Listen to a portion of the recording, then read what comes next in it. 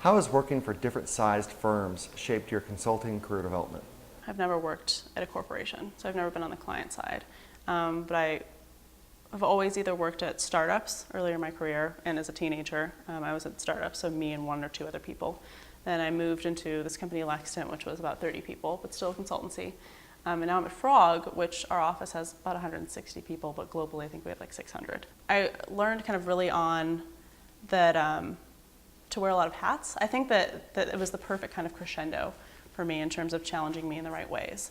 When these smaller companies, I had to wear a lot of hats, but I always had the person who started the company with tons of experience who knew that I was young and knew that I had a lot to learn, and they were always there.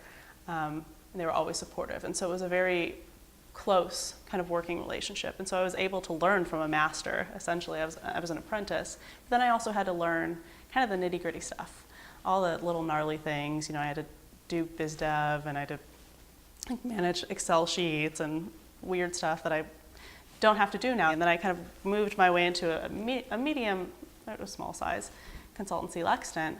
And it was a little bit more of a disconnect from the nitty-gritty, but still small enough where I was able to understand what was going on, like see what clients were coming in and out, really understand like the billing cycle, understand like how projects were scoped, how we got people to align with us creatively.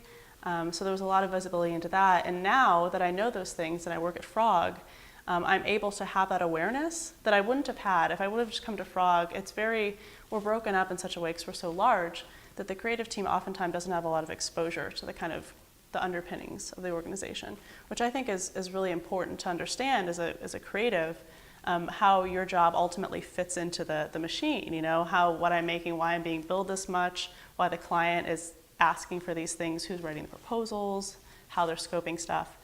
So I was able to come to that with a fundamental understanding and know the questions to ask of the people that are doing those jobs that I don't necessarily interface with all the time.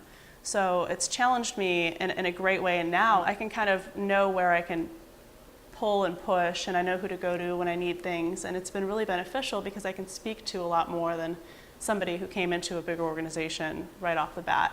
And also with clients, I can come into a client conversation and have a little bit more of a grounded understanding, and not as much as somebody that does that for a living, but I've done it before on a smaller capacity.